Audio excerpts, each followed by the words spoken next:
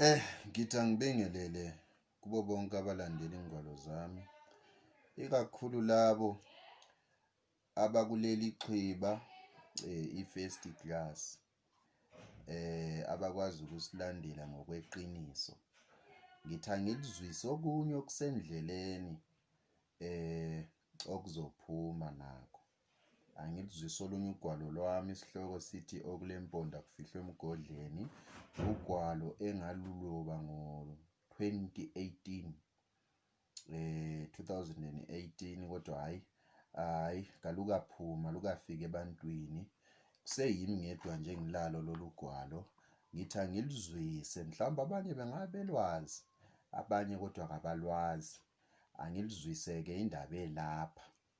Ngizothi nje khampu isahluko sokuqala laphana, isahluko sokuqala, isingeniso nje sogwalo. Sengiphethe ugwalo.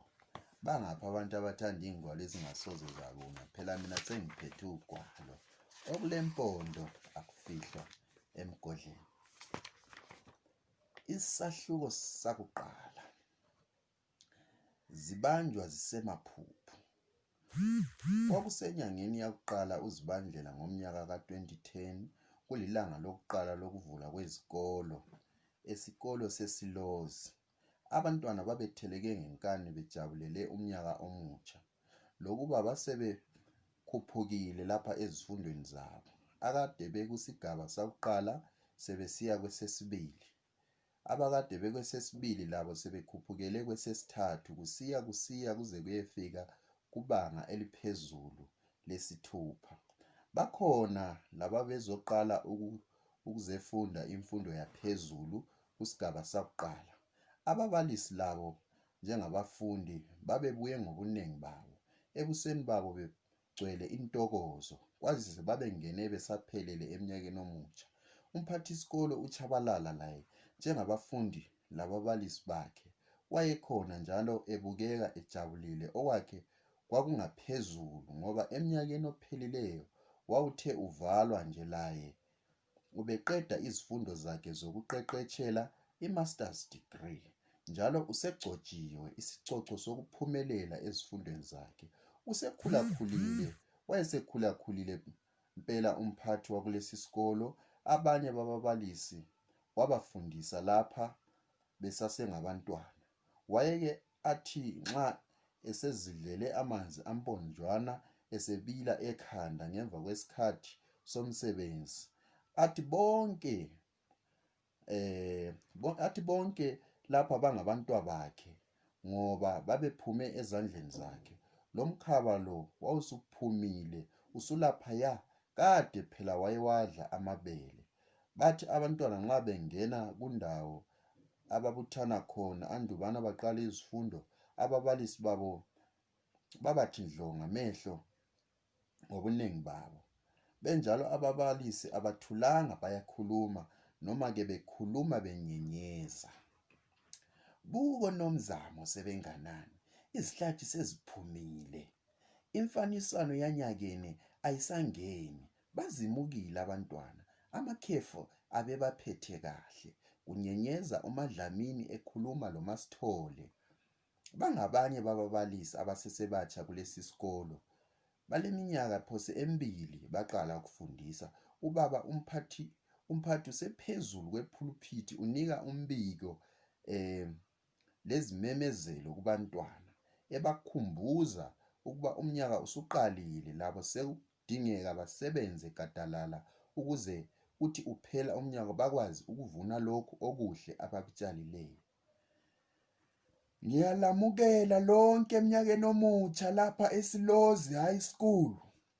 Kulaba abasaqalisa ukufunda lapha, ngifisa lifunde liphumelele ezifundweni zenu, liphakamise igama lalesi sikolo. Abantwana liyikusasa lelizwe lakusasa. Thina sesikhulile, sesilindelwe ukuba siziphumulele unomphela. Nanko lemihlathi isibuzana amavuko. Kubabalisi ngithi asiqhubekeni siphakamisele phezulu iflegi yakulesi sikolo esesidume kangaka ngempumelelo eyenziwa ngabantwana ngenxa yokusebenza gadalala kwenu. Kubabalisi abatsha lizizwe lisekhaya, ngizothanda ukwethula ngendlela ekhethekileyo umbalisi uNkosazana S.B. Mlambo. Ufunde lapha wasuka wayofundela ububalisi eHillside Teachers College. Uzofundisa izifundo zenombolo kubafundi bezinga eliphezulu. Ngicela limamukele ngokumtshayela izandla. Inzalo yalapha ekhaya, njalo yinzalo yami, uphume kulezi izandla. Umphathi uJabalala lo eyamukela abantwana lababalisi eminyakeni omutsha. Wanika ithuba laye uMamlambo wathi ukukhulumisa abantwana bamamukela kuhle kakhulu. Wayebukeka esesemncane njalo wayecaca nje ukuba wayengakashadi.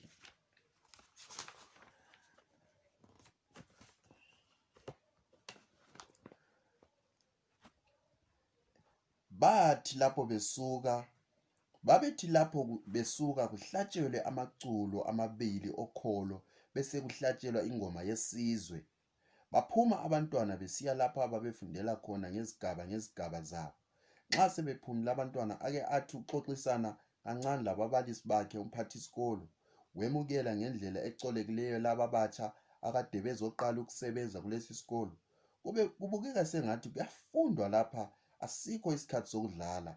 Laba ababalisi bayabona nje ukuba bafike komlindo yacina kulesi sikolo, balande umsebenzi, amakhefu asephelile ngempela. Uthi nxa eqeda ukukhipha izimemezelo ayelazo kubabalisi bakhe, athi bona sebengakhululeka baye kuzindawo ngezindawo lapho abafundisa khona, abesecela ukuba uMamlambo amlandele ehofisini yakhe.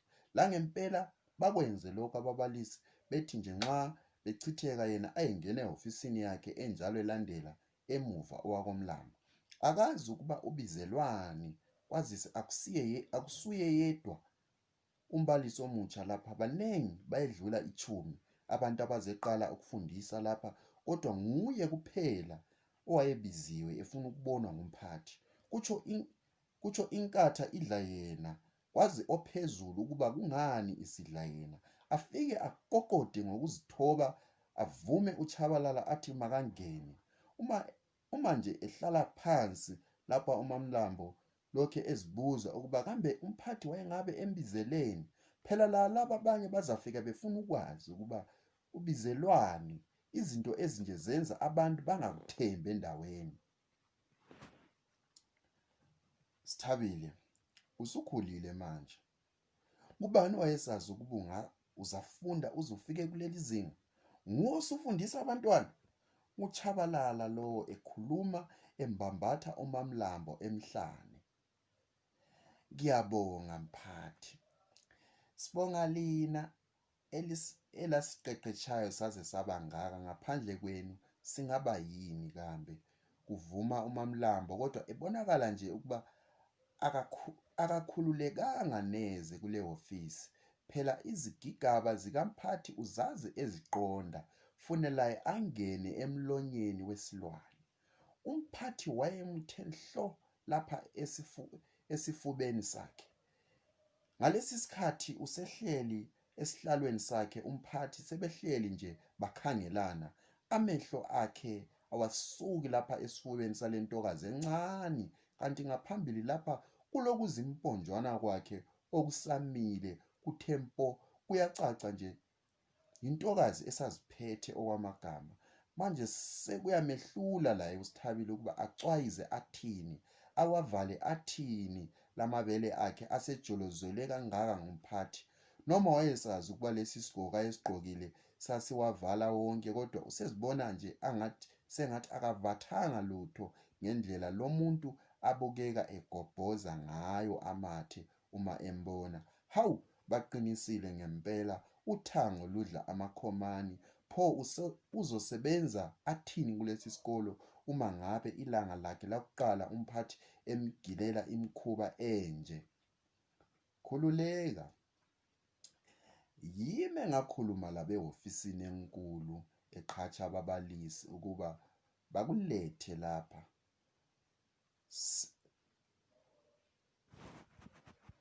Namhlanje ngizoma lapha